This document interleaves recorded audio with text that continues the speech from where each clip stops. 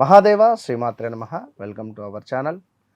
మే నెలలో ద్వాదశ రాశుల వారికి ఏ విధంగా ఉండబోతూ ఉన్నది అనేటువంటి విషయాలు కావచ్చును. అదేవిధంగా మేషం నుండి మీనరాశి వరకు కూడా మరి జరగబోయే గ్రహ సంచారము మరి ఆంగ్ల సంవత్సరాన్ని నుండి చూసుకున్నట్టయితే మనకు సుమారుగా కూడా 5వ నెల మే నెల.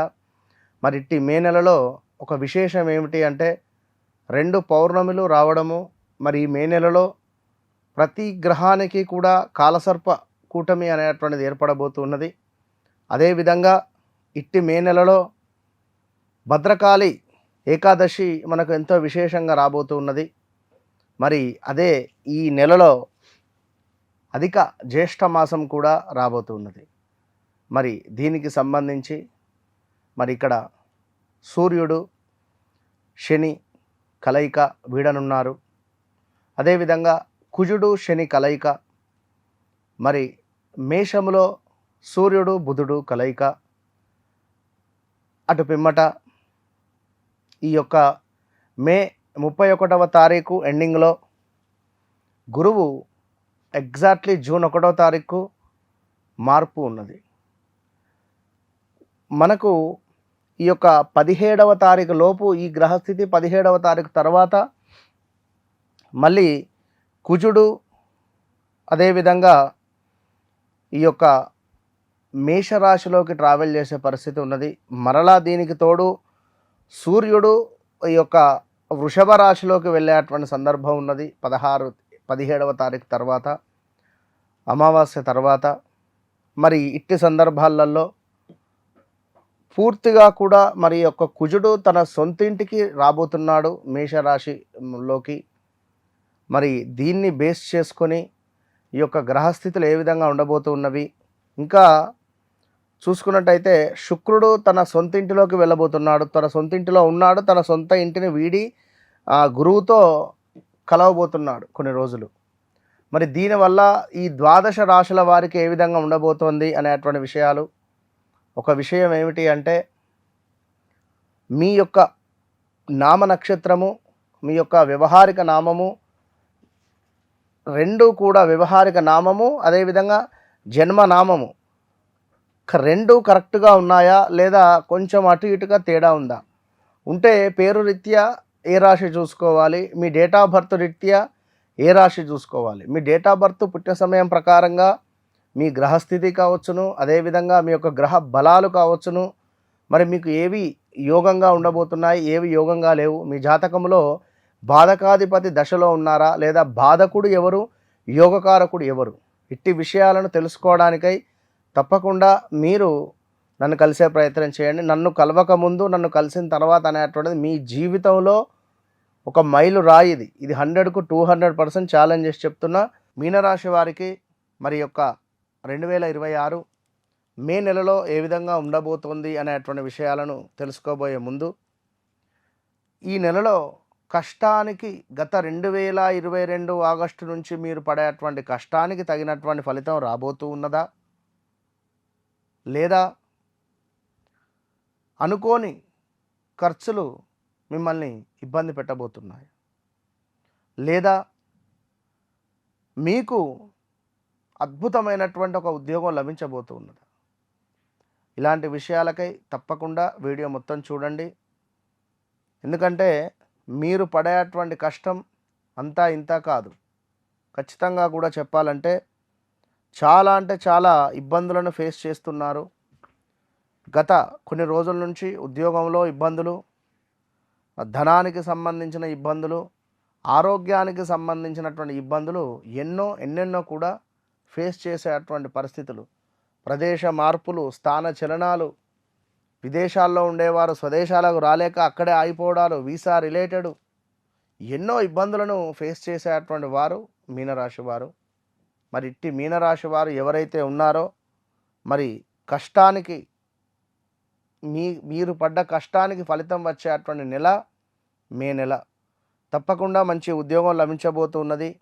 కానీ కొన్ని అనుకోని ఖర్చులు మాత్రము ఈ నెలలో ఉండబోతూ ఉన్నవి. మీరు నమ్మినటువంటి వారే మీకు మోసం చేస్తారు. మా చెల్లె, మా అక్క, మా మామ, మా బావ, మా అన్న అని ఎవరైతే అనుకున్నారో డమాల్. జీర్ణ వ్యవస్థకు సంబంధించి స్టమక్ రిలేటెడ్ కొన్ని ఇష్యూస్ ఫేస్ చేసేటువంటి పరిస్థితి ఉన్నది. సో చాలా జాగ్రత్త. అదేవిధంగా ఆదాయానికి మించినటువంటి ఖర్చులు, బంధు మరణ వార్తలు, స్థాన భ్రంశము, ధన నాశనము, ఇలా కొన్ని ఇబ్బంది కలిగించేటువంటి సందర్భాలు అయితే ఉన్నవి. సో అదేవిధంగా గృహ సమస్యలు, పై అధికారుల నుండి కొంత చివాట్లు కూడా ఏర్పడబోతున్నవి. మరి మీకు శుక్రుడు 3వ భావంలో ఉండి కొంత వ్యాపార భాగస్వాముల వలన కొంత నష్టాన్ని ఇవ్వబోతున్నాడు. ఈ నెల జీవనాధారంలో కొంత నష్టము, అదేవిధంగా వ్యయ ప్రయాసలు, కార్యహాని ఉన్నది మొదటి నెల 17వ తారీఖు వరకు. 17వ తారీఖు దాటిన తర్వాత తప్పకుండా కొంతమేర వాహన ప్రాప్తి కానీ ఏవైనా ప్రాపర్టీస్ ఇచ్చేటువంటి దాఖలాలు కనబడుతున్నాయి. సో ఈ యొక్క మీనరాశి వారికి ఇంకా శనేశ్వరుడు లగ్నంలో నుండి ద్వితీయాతకు రాబోతున్నాడు. గౌరవ నాశనము, ధనహాని, కొంత దూషణలు, ఆరోగ్యానికి సంబంధించి పెద్ద ఎత్తున బాంబు బ్లాస్ట్ అయిపోయేటువంటి వార్తలు మీకు త్వరలో ఉంటవి. ఇది గమనించుకోండి.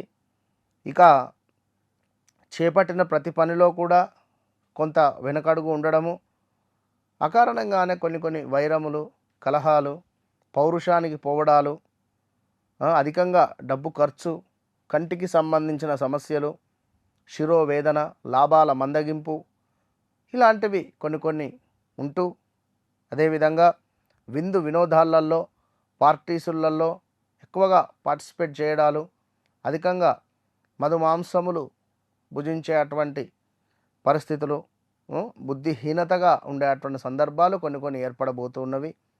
సో చాలా అంటే చాలా జాగ్రత్తగా ఉండాలి. అదేవిధంగా భార్యతో కలహాలు, శత్రు వృద్ధి, అనుకున్నటువంటి మాట నిలబెట్టుకోలేని పరిస్థితి, తీవ్రమైన స్టమక్ రిలేటెడ్ ఇష్యూస్ ఫేస్ చేసేటువంటి సందర్భాలు ఉన్నవి. సో దీంతో పాటుగా భూ సంబంధిత సమస్యలలో ఉండేటువంటి వారికి కొంత ఊరట లభించే పరిస్థితి ఉన్నది. యంత్ర సంబంధిత ప్రమాదాలు, వాహనము కొనుగోలు చేయడాలు, వాహనము తాకట్టులో పెట్టుకోవడాలు, అదేవిధంగా ఉదర నేత్ర సంబంధిత ఇబ్బందులు, వస్తు నాశనములు, కుటుంబంలో కలహాలు, శ్వాసకోశ సమస్యలు, రుణ బాధలు, ఇలా కొన్ని వేధించేటువంటి పరిస్థితులు ఉన్నవి. ఏది ఏమైనప్పటికీ కూడా వ్యక్తిగత జాతకం అనేటువంటిది ఇంపార్టెంట్. గోచారం వేరు, గ్రహచారం వేరు. వ్యక్తిగత జాతకరీత్యా నడిచే దశ అంతర్దశలలో మరి మనకు ఏ విధంగా ఉంది అని అనుకునేటువంటి విషయాలను తప్పకుండా తెలుసుకోవాలి. తెలుసుకొని ముందుకు వెళ్ళడం ద్వారా అత్యంత శుభాలు మీకు కలుగుతాయి. ఎందుకంటే ఏ గ్రహము యోగంగా ఉంది, ఏ గ్రహం యోగంగా లేదు అనేటువంటి విషయాలకై తప్పకుండా స్పందించి తెలుసుకునేటువంటి విషయం మీది. కనుక గడిచిన రోజులు ఎలాగో బాలేవు, మరి రాబోయే రోజులలో మరి ఎలాంటి ఇన్వెస్ట్మెంట్స్ పెట్టాలి, నేను ఏ విధంగా ఉండాలి, నా జాతకరీత్యా నేను ఏం బిజినెస్ చేయాలి, ఏం ఉద్యోగం చేయాలి, నాకు వివాహం ఎటు సైడ్ నుంచి వస్తుంది, ఇలాంటి ఇంట్రెస్టింగ్ విషయాలకై తప్పకుండా నన్ను కలిసే ప్రయత్నం చేయండి. మీ జీవితంలో నన్ను కలిసిన తర్వాత నన్ను కలవక ముందు అనేటువంటిది 100% చిటికేసి చెప్తుంది. కనుక కలవక ముందు కలిసిన తర్వాత అనేది రాసి పెట్టుకోండి. All the best.